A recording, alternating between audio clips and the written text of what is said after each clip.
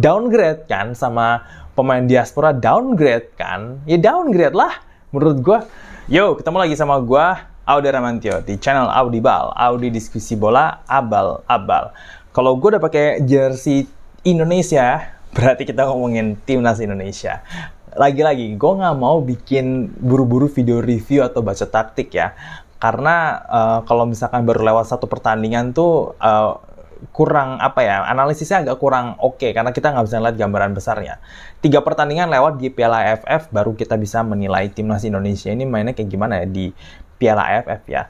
Sekarang kita ini dulu deh, kita ingat-ingat dulu ya, bahwa Piala AFF tidak dijadikan prioritas. Nomor 1 tidak prioritas. Yang kedua, ternyata PSSI sama Sintayong udah ada perjanjian bahwa yang dibawa cuma pemain muda untuk dipersiapkan di SEA Games. Artinya, pemain senior nggak ada yang dibawa. Ya, dibawa sih, tapi sedikit gitu kan.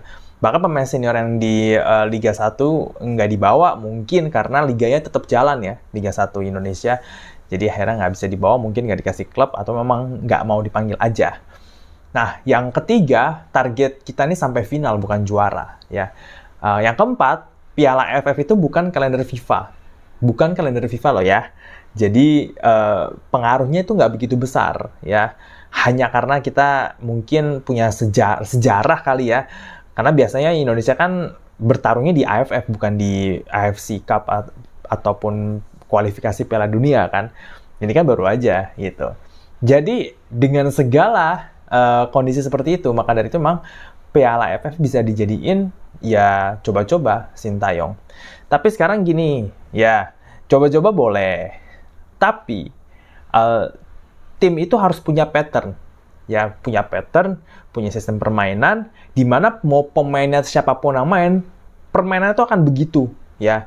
Kita bisa ngelihat apakah mau main direct football, ya, misalkan direct football, menguasai lini tengah, kasih serangan balik cepat, atau mau main possession football, ya, kayak Manchester City atau kayak timnas Spanyol zaman dulu gitu, mau main menguasai bola, menguasai lini tengah dengan passing-passing pendek kayak gitu, atau mau bermain lebih fokus mengandalkan lebar lapangan, artinya membutuhkan pemain cepat di sisi sayap, atau mau main bertahan total ya, parkir bus lah katakanlah, kayak timnya Jose Mourinho atau Catenaccio Italia zaman dulu gitu.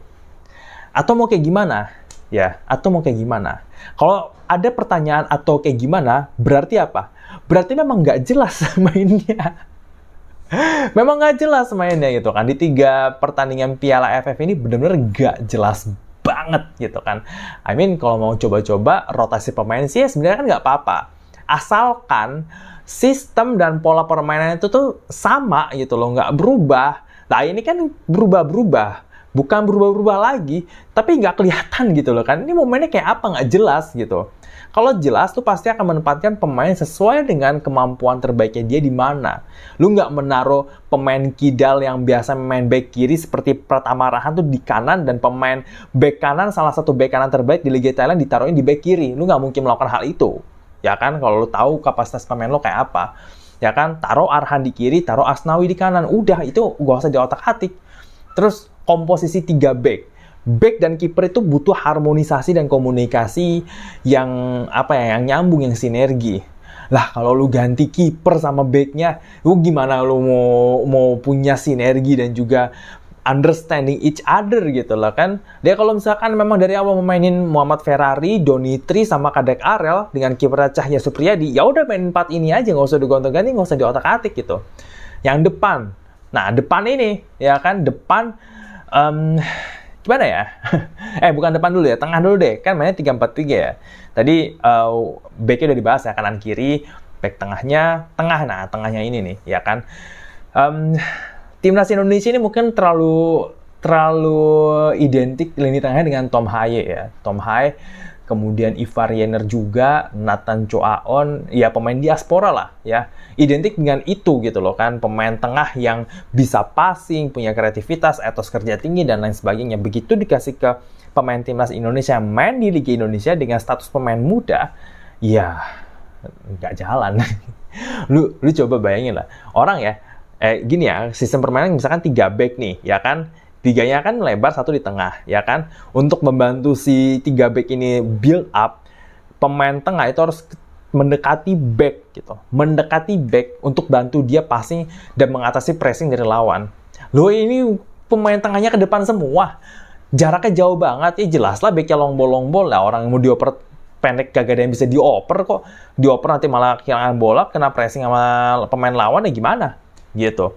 Udah gitu, yang wingback-nya aja itu juga tidak benar-benar terlibat dalam permainan gitu kan. Ujung-ujungnya crossing aja.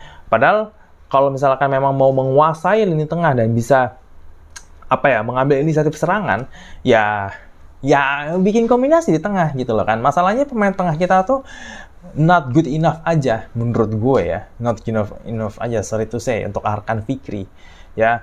Terus sama satu lagi siapa namanya? Aduh, gue lupa lagi. Yang gue taunya Rivaldo Pakpahan kan. Itu juga nggak jalan itu kan. Padahal Robbie Darwis yang dimasukin cukup oke gitu. Kenapa nggak ada yang mainin starter?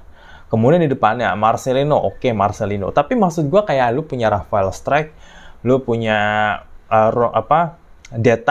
Victor Detan yang terbukti setiap kali masuk ke lapangan sebagai pemain berganti, main bagus, nggak dipasang starter pas lawan Vietnam gitu kan.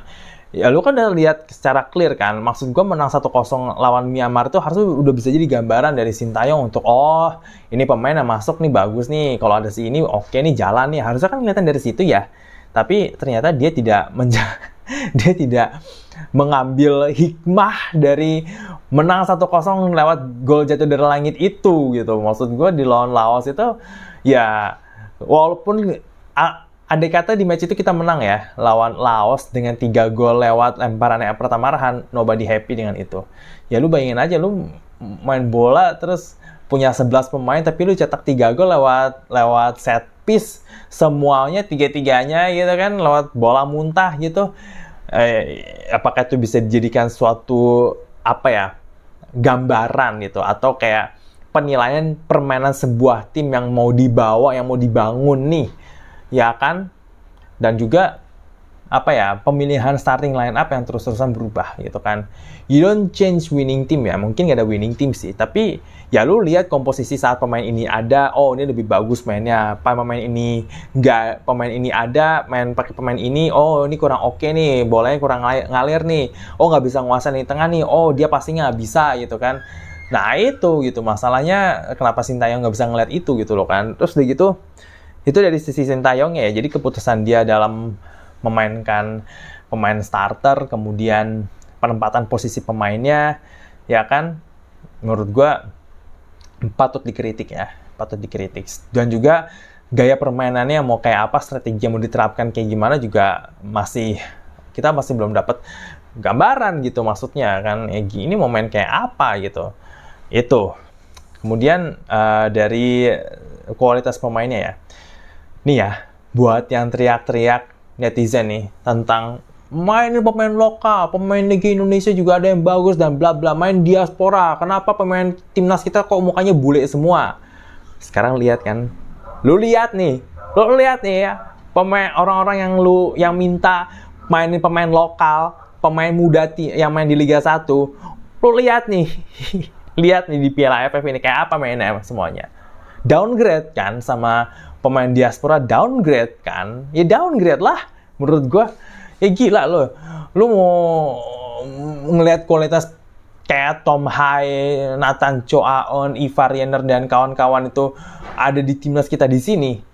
Kualitas kayak Jay Itzes gitu, atau Calvin Verdong, atau Sandy Walsh di timnas kita yang sekarang ini nggak akan terjadi gitu kan. Ini kelihatan banget, jomplang banget kualitasnya gitu loh. Jomplang banget. Passing aja nggak bisa gitu. Gimana mau main bola, passing nggak bisa gitu. Ya kan?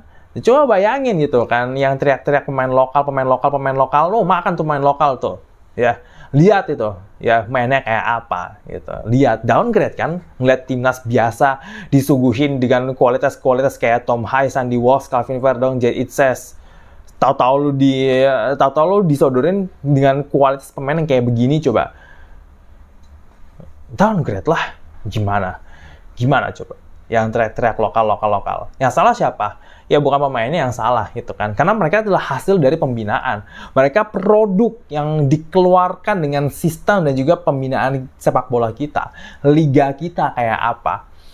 Ini hasilnya ya begini. Ya kan lo kalau mau teriak-teriak lokal ya ini hasilnya. Ya coba lo pikir deh. Misalkan pemain Liga 1 lain masuk ke timnas gitu.